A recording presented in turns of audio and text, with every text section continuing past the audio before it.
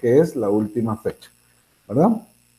Entonces ahí está el primer aviso. El segundo aviso también es de que este curso de manejo y conservación de suelos tiene laboratorio presencial.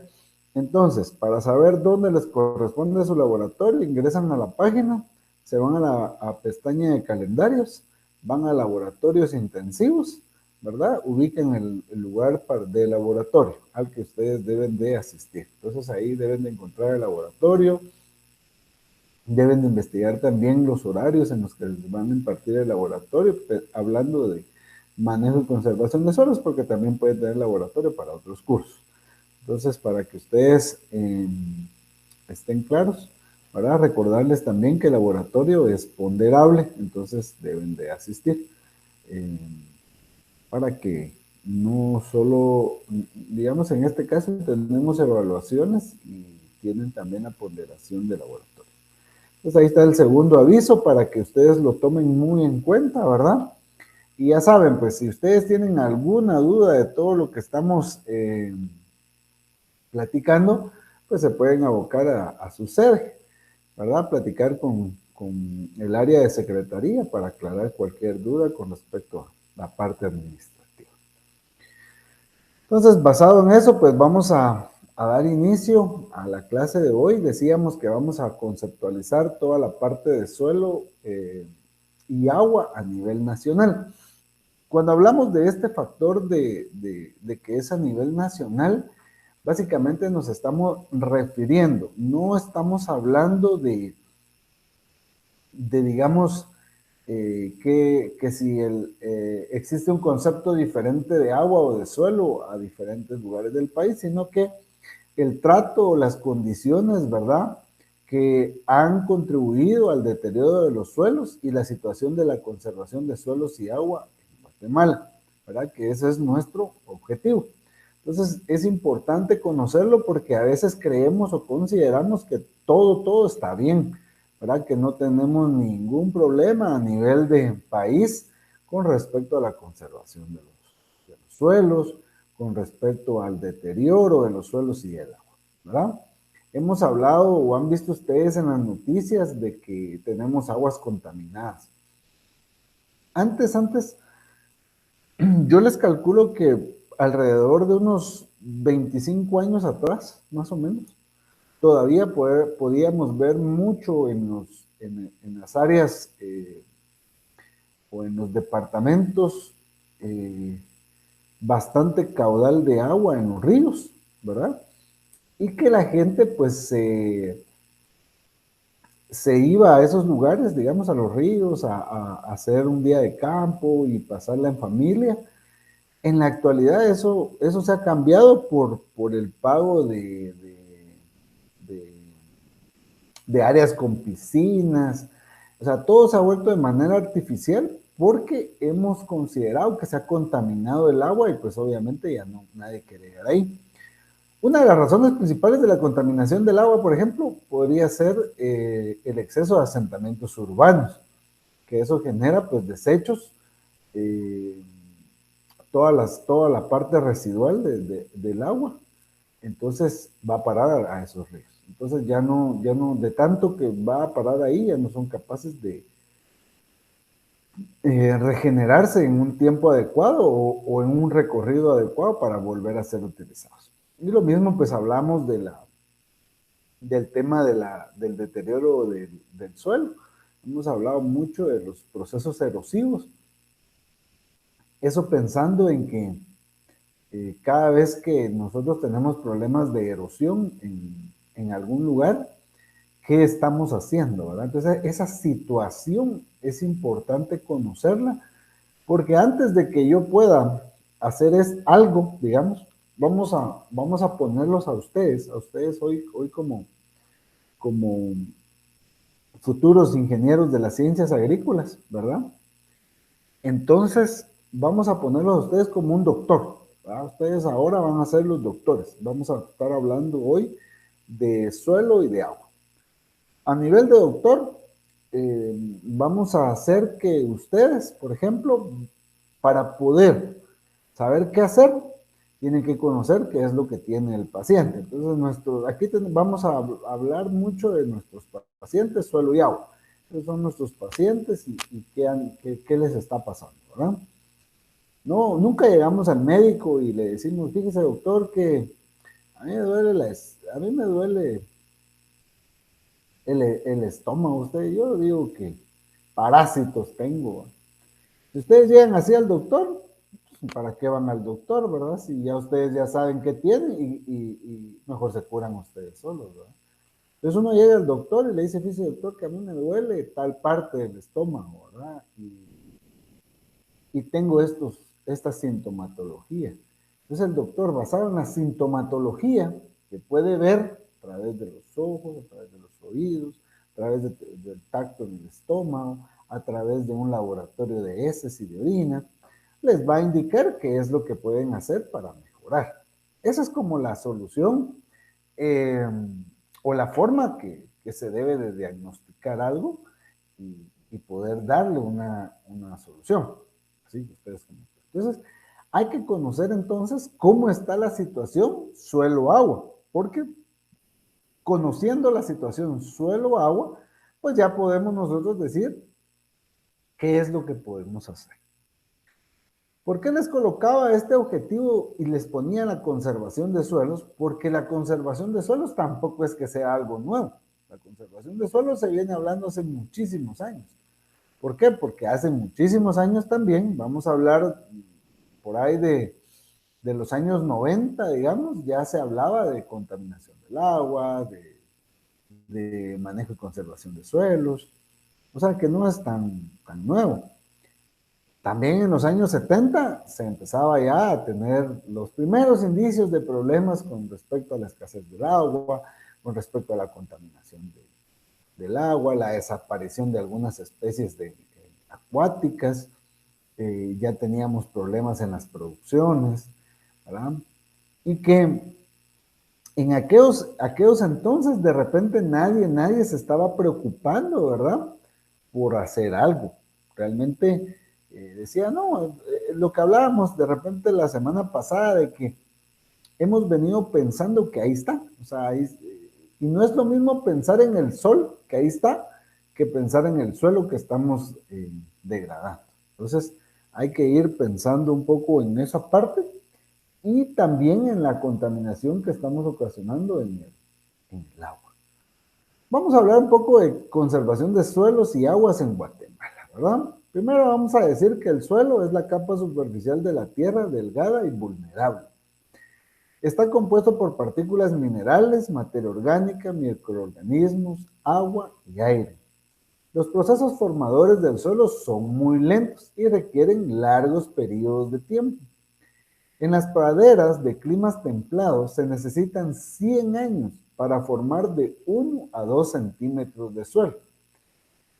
Como su regeneración es muy lenta, el suelo debe considerarse como un recurso no renovable, ¿verdad? Esta es una opinión particular, ¿verdad? En América Latina y el Caribe, los suelos son muy variados, desde muy productivos hasta poco fértiles. América Latina y el Caribe están bien dotados de recursos hídricos. Nosotros, a nivel de comparativo con el mundo, realmente tenemos mucha agua, ¿verdad? Posee el 15% del territorio global, el 10% de la población mundial y reciben el 29% de las precipitaciones del planeta. Entonces quiere decir que sí, pues nuestro recurso está bien. Sin embargo, aquí viene el pero, digamos, que vamos a encontrar, la distribución espacial y temporal es desigual. Los lugares más áridos y más húmedos del planeta se encuentran en la región. Por lo tanto, la disponibilidad de agua para sus diferentes usos puede variar considerablemente entre países y dentro de distintas áreas en un mismo país. Entonces, América Latina tiene el mismo concepto, la misma situación ecológica que tenemos en Guatemala.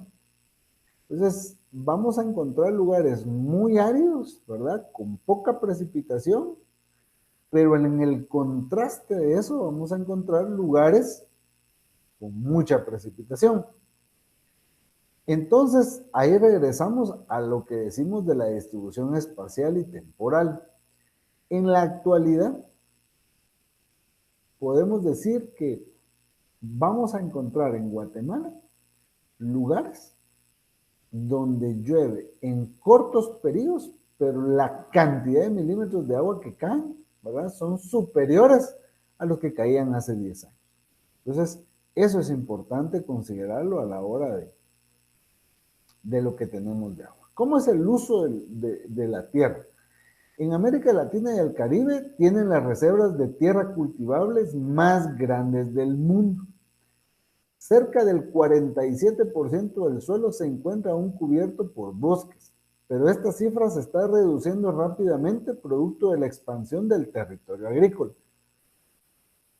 a lo que muchas veces conocemos como la famosa frontera agrícola, ¿verdad? Que es el crecimiento de la parte agrícola deteriorando o eliminando la parte boscosa. En los años 50, ¿verdad? Del 1961 a 2011, la superficie agrícola en la región aumentó notablemente, pasando de 561 a 747 millones de hectáreas, con la mayor expansión en América del Sur, de 441 a 607 millones de hectáreas.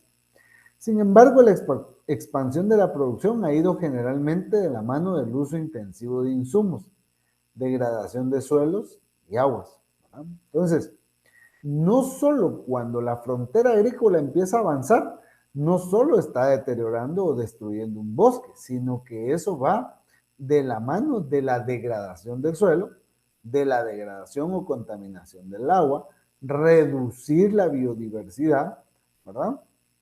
Entonces, ¿por qué?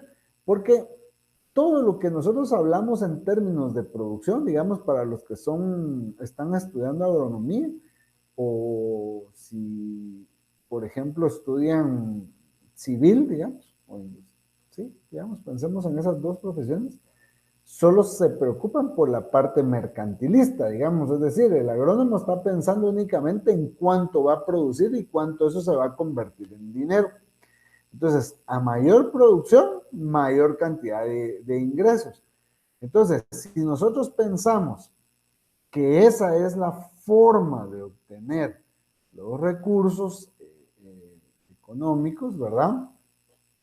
Entonces, nosotros eh, dejamos de pensar en que si debo de cuidar ese suelo o ese bosque, no, a mí me interesa mi cultivo o mis cultivos porque me va a dar mucho dinero.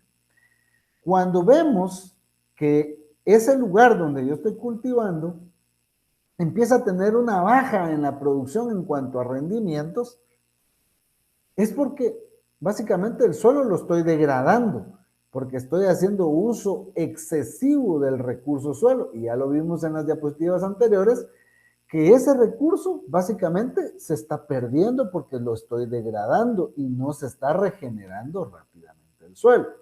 Entonces, como estoy haciendo eso, obviamente mi disponibilidad a futuro nos empezamos a perder esa disponibilidad de recursos, es decir, deja de ser renovable o sustentable, ¿verdad? Entonces, eso es en términos de producción. Ahora, a eso sumémoslo el modo de vida de las personas, o sea, el ser humano también requiere de ese modo de vida, porque ahora pensamos en la construcción, pensamos en carreteras, o sea, toda la parte ecológica la hemos olvidado, no nos interesan los recursos. Es más, hace algunos meses, digamos, que estábamos sufriendo de pandemia, empezaban en algunos países a nivel más que todo de Europa eh, a indicar que habían jóvenes, fíjense esto es increíble, pero habían jóvenes que desconocían que la leche provenía de las vacas, ¿verdad?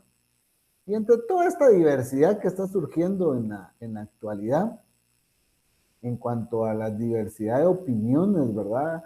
Se ha considerado por estos jóvenes que hay una sobreexplotación de los animales para la producción de leche.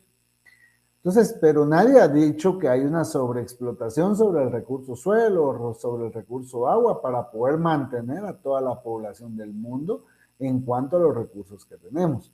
Y más allá de la diversidad, digamos, de culturas que podemos tener. Y eso mismo que pasa a nivel internacional eh, es lo que está pasando en Guatemala, ¿verdad?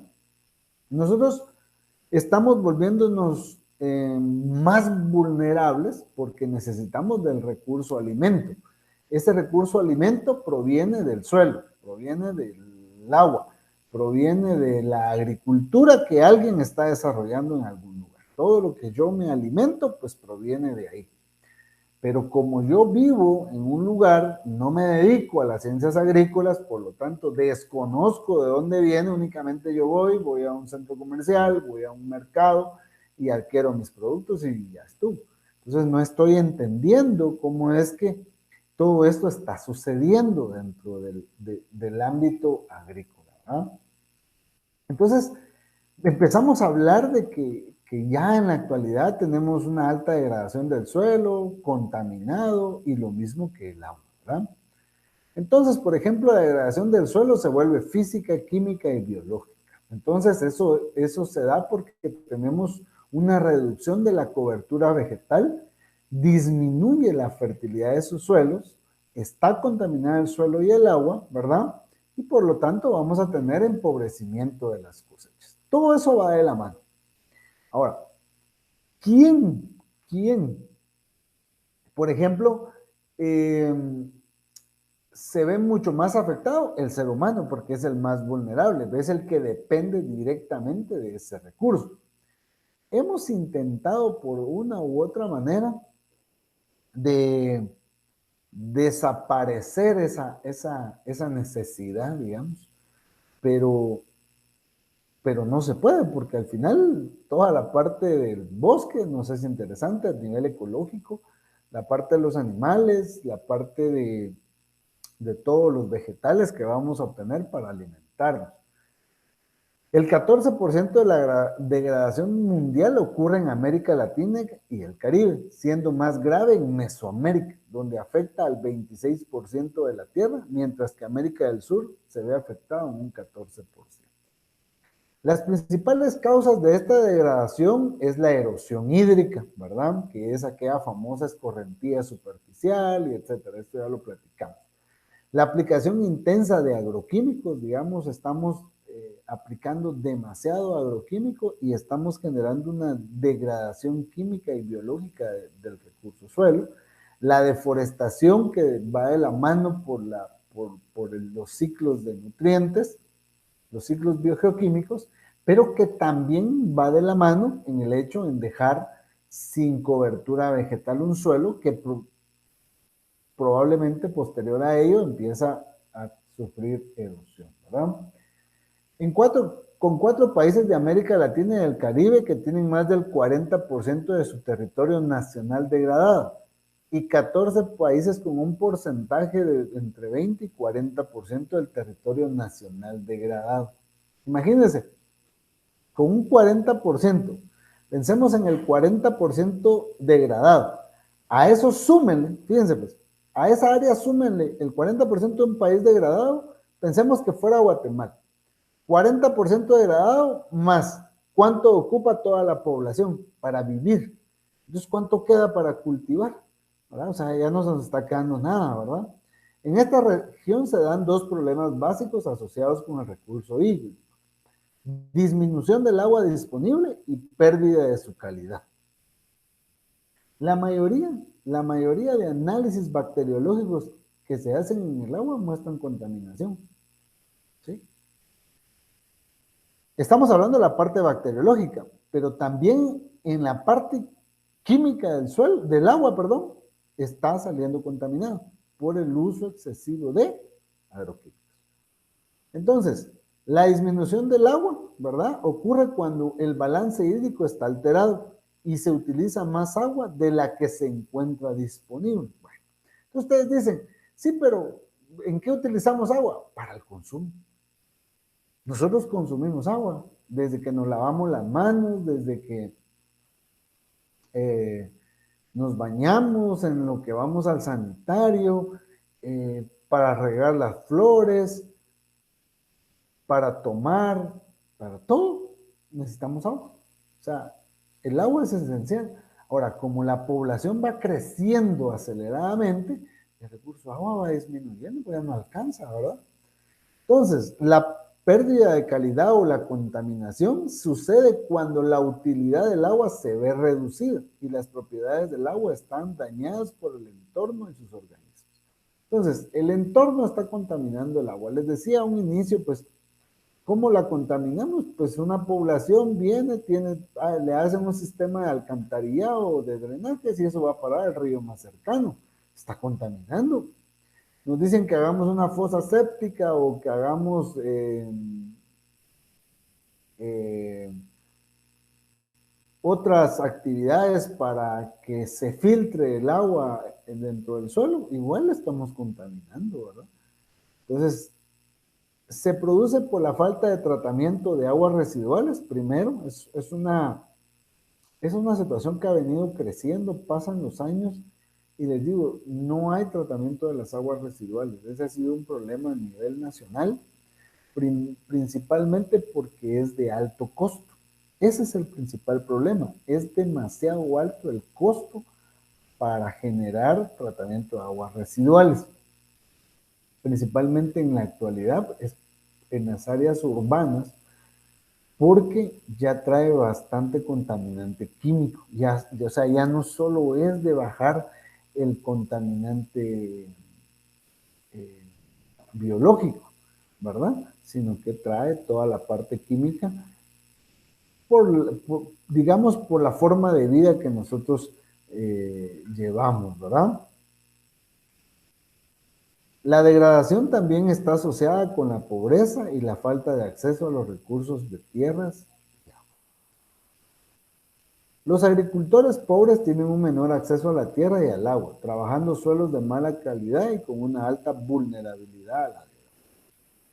Quiero contarles que en ese sentido, digamos, eh, si no tengo recursos voy a comprar las peores tierras que hay para poder producir. Si no tengo dinero, me tengo que conformar con la tierra que me den, ya sea que el gobierno me la regale, me la alquile o algo, pero es con lo que me den, no puedo tener más.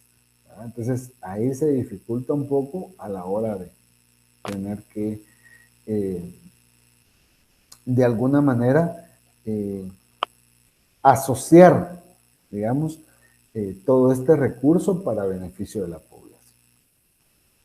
El 40% de las tierras más degradadas del mundo están en zonas con elevadas tasas de pobreza. Bien, la pobreza primero me va a traer desconocimiento, no, por más que nosotros llevemos, lo decíamos la semana pasada, que cuando hablamos de conservación deben ser prácticas de fácil adaptación para el agricultor, pero que tampoco le generen altos costos. Lo que sucede es que ellos tienen las peores tierras, ¿verdad? Y el poder hacer prácticas de conservación cada vez se vuelve más costoso. Entonces no se hace. Y seguimos teniendo el mismo círculo vicioso, ¿verdad? De no poder hacer absolutamente nada. Cambio climático como riesgo para la degradación de los suelos en América Latina y el Caribe. Esto está modificando el comportamiento de precipitaciones y temperaturas, proyectándose para la región modificaciones relevantes en los agroecosistemas como se conocen actualmente. Los cambios en patrones de lluvias, temperaturas máximas, mínimas y promedio afectarán el rendimiento de cultivos básicos como trigo, arroz y frijol, generando presión sobre zonas no agrícolas para convertirlas en superficies productoras de alimentos. Sumado al crecimiento proyectado de la población mundial y su correspondiente demanda de alimentos, hacen que el cambio climático sea un riesgo adicional para la degradación del suelo y del agua, debido a la expansión de las zonas de cultivo y la intensificación de la producción. Ejemplo, se espera hacia mediados del siglo una sustitución gradual de los bosques tropicales por sabanas en el este de la Amazonia y de vegetación semiárida por vegetación propia de zonas áridas debido al aumento de la temperatura y la disminución del agua en el suelo. Entonces, El cambio climático es lo que estábamos hablando, ¿verdad? La intensidad de las lluvias, la cantidad de milímetros que caen en periodos cortos se ha modificado también. Antes nosotros podíamos disfrutar de poca intensidad y podíamos tener una tarde lluviosa. Ahora tenemos 20 minutos de lluvia, 30 minutos de lluvia, desaparece, sale el sol. Entonces, eso es parte del cambio climático, ¿verdad? Que eso hace que se degraden aún más los suelos, principalmente retornando al tema de la degradación. Otro factor importante es que el estudio de los suelos en Guatemala se ha quedado muy corto. Por ejemplo, vemos esta clasificación de reconocimiento de los suelos de la República de Guatemala, ¿verdad? Lleva muchísimos años y no se ha hecho otro estudio. Es así como quedó el atlas o el mapa de clasificación. Es importante porque el Ministerio de Agricultura ha venido también tratando de evolucionar en función de eso, pero también el hecho de que hayan estudios y estudios, han habido muchos profesionales que han hecho estudios, pero que al final se quedan ahí, ¿verdad? O sea, no se ha hecho más allá de hacer el documento, digamos, y que eso es parte de los problemas que contribuyen a ese deterioro, porque nadie está haciendo absolutamente nada. Y lo vamos a ir viendo paso a paso. Vamos a ver entonces, en este paso a paso, por ejemplo, esta agricultura de ladera, pendiente. Miren el 126% de pendiente. Imagínense en esas pendientes. Y ahí hay que establecer el cultivo porque es el área que hay. Esto que les estoy mencionando es contrario a lo que hemos hablado con respecto a utilizar el suelo de acuerdo a su capacidad. Miren, pues, eso es ideal. Siempre hemos dicho que eso es ideal. Ahora, ¿qué le digo al agricultor si solo esto tiene? Y es un medio de sobrevivencia, porque si lo que ven acá ustedes es maíz, y si ellos no siembran maíz, ¿de qué se van a alimentar? ¿Me entiendes? Tendrían que hacer otra cosa para obtener el recurso económico y poder comprar el maíz para alimentarse. Pero como no, les queda más que sembrar. Esa es la primera situación, mi pendiente. Es decir, que estoy sembrando un cultivo anual, un cultivo que necesita un área de capacidad de agricultura sin limitaciones o pocas limitaciones, ¿verdad? Entonces, vemos la dirección de la pendiente y la dirección de los surcos del cultivo. Estos surcos, miren, van hacia abajo, es decir, a favor de la pendiente, casi que le están diciendo al agua cuando llueve, vení, y vámonos juntos. Y ven esto, es exactamente lo mismo. ¿Sí? Entonces, ¿qué va a detener al suelo erosionado? Nada, no hay nada que lo detenga en este caso, ¿va? Miren. Entonces, en un momento sale la cosecha, miren, con esta alta pendiente, sale la cosecha e inmediatamente se va una primera lluvia y se lava. Ah, dicen, no, es que eso no pasa. Vean esta parte de la fotografía. ¿Ven? Ya ha sucedido. Aquí hay un deslizamiento de esta parte. Entonces vemos aquí que otro tipo de cultivo, que no es maíz, está haciendo lo mismo. Obviamente aquí hay un total desconocimiento de una estructura de conservación de suelos, de cómo establecer un cultivo, pero recuérdense que nuestra gente del campo, la gente del área rural, pues tiene también otras precariedades y podemos mencionar la educación, ¿verdad? No tienen acceso a la educación, ¿verdad? Vemos también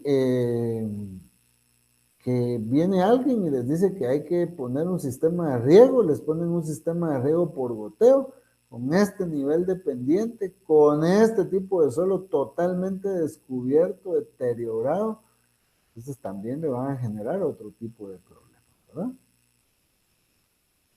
Vamos a ver otros casos, miren, vean esta parte de cobertura boscosa versus lo que aquí están estableciendo, ¿no?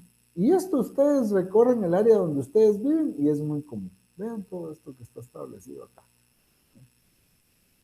Sí, ¿verdad? Probablemente esto los pueda cubrir o de algo, pero vean, ¿no? Totalmente descubierto. es una sedimentación, ¿no? Que ya se erosionó de algún lado, ¿verdad?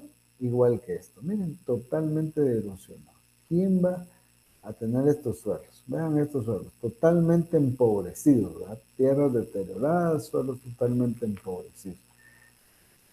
Obviamente, si cualquiera me dirá, miren, ¿por qué ve que el suelo está empobrecido? Solo el color, ¿va? Solo la coloración nos dice ya que nuestro suelo está totalmente empobrecido. Vamos a ver si hay alguna duda.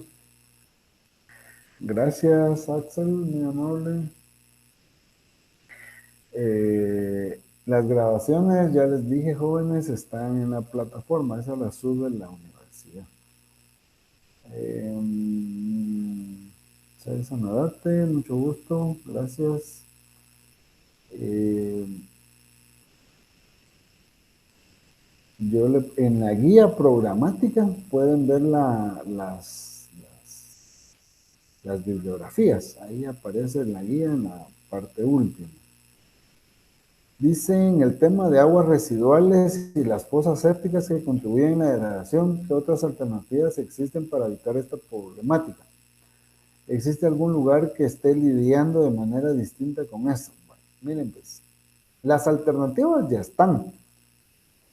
Se habla de plantas de tratamiento de aguas residuales. Principalmente deberíamos de tener todos, según nuestros derechos, deberíamos de tener todos un sistema de alcantarillado que nos dé dos cosas: manejo de aguas residuales y manejo de aguas pluviales.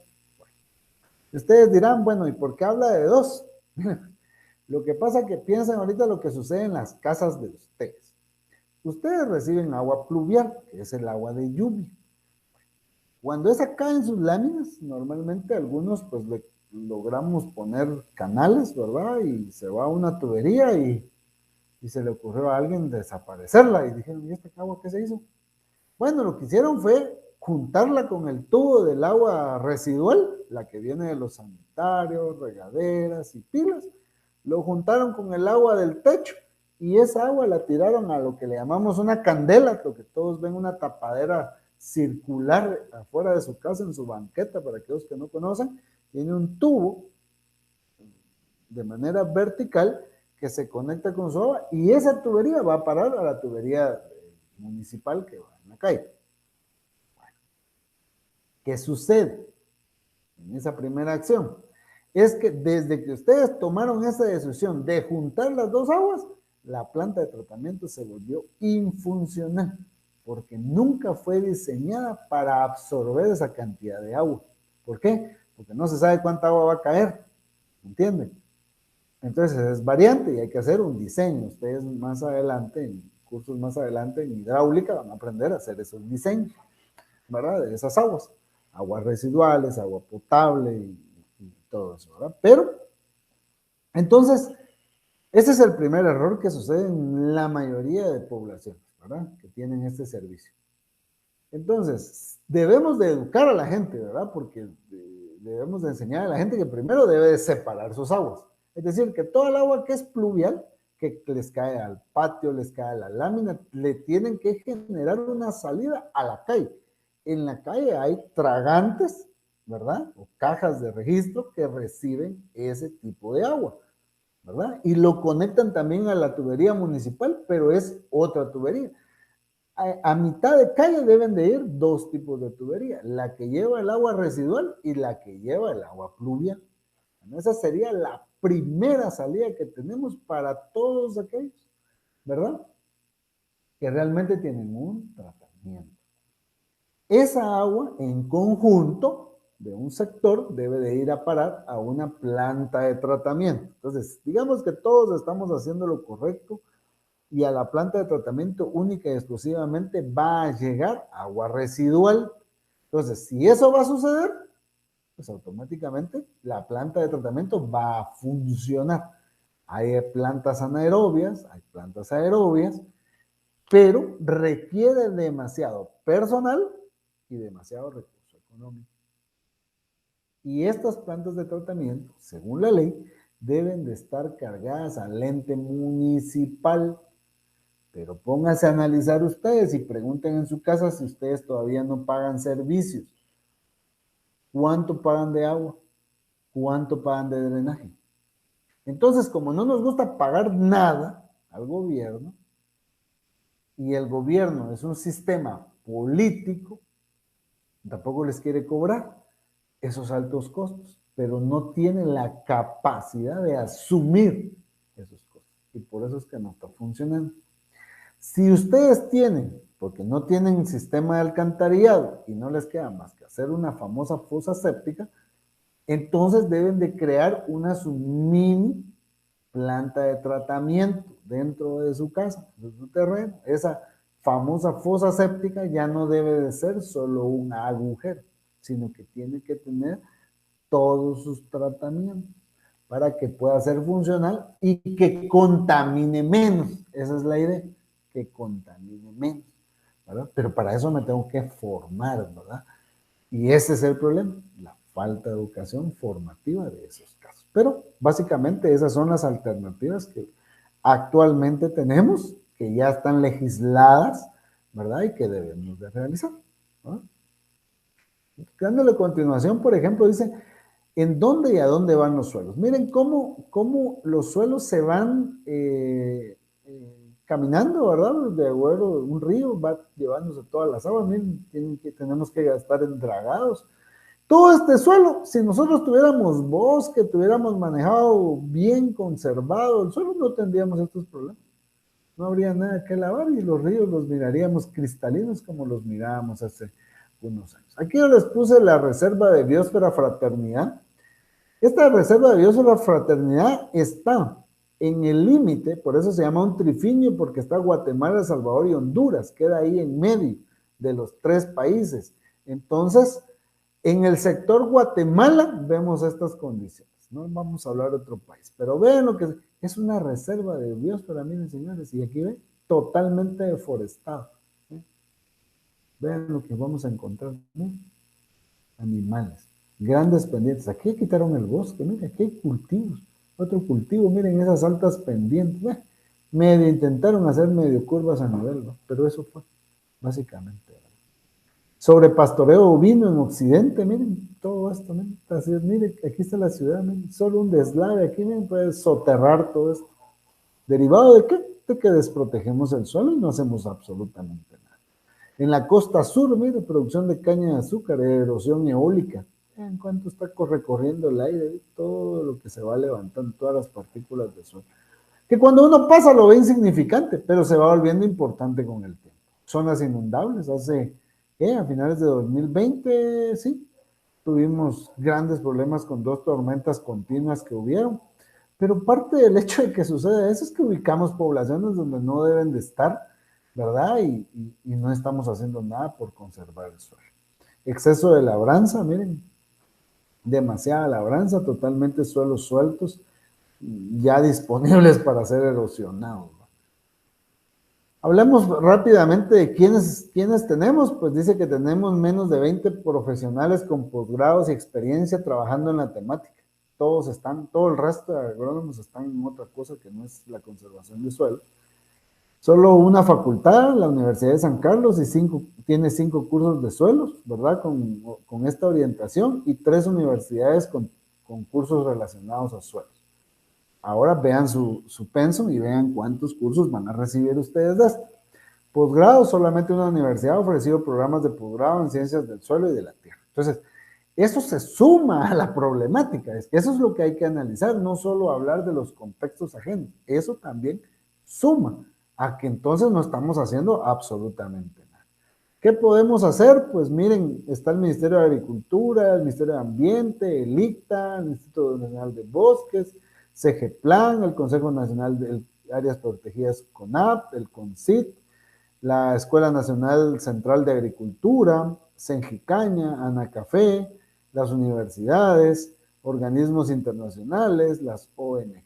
Y todos acá con X es la función que deben de ejercer. Miren, las universidades deben de generar investigación y deben de generar manejo de información técnica y formación de ustedes, que son el recurso humano, para ir fortaleciendo la resolución de esta problemática. Bueno, ¿qué problemas más importantes tenemos? La erosión y degradación del suelo es la prioridad 1, ¿sí? Y la pendiente del terreno también es prioridad 1. Entonces, de ahí todas las demás prioridades, miren, en su orden, ¿verdad? La contaminación, los suelos salinos, suelo sulfuro, la acidez, la profundidad efectiva, el contenido de materia orgánica. Pero aquí se los puse en rojo, el crecimiento urbano sobre suelos aptos para actividades productivas. Colocamos a las poblaciones en lugares altamente productivos, ahí los ponemos a vivir y nos vamos a destruir donde no es productivo. Entonces no estamos haciendo nada, ¿verdad? Finalmente, podemos a poner prioridades finales, continuar el estudio de los suelos y tierras del país para conocerlos mejor y detectar problemas. Afrontar el problema del deterioro del suelo es aceptarlo primero, ¿verdad? Especialmente la erosión y la degradación acelerada. Trabajar mucho en la restauración de suelos degradados, formar profesionales capaces y conocedores de los problemas técnicos y socioeconómicos, incidir para que el ordenamiento territorial tenga bases edafológicas, ¿verdad? Entonces, ahí está la clase de hoy, jóvenes. Principalmente creo que además de conceptualizar, la idea es reflexionar un poco. Empecemos desde casa, es importante también analizar lo que nosotros hacemos desde casa. Después piensen si trabajan ya en su quehacer, en su profesión, pues piénsenlo y analicen qué están haciendo en función de este tema. Vamos a aprender mucho más, vamos a conocer más. Así que tengan una bendecida tarde y gusto de saludarlos.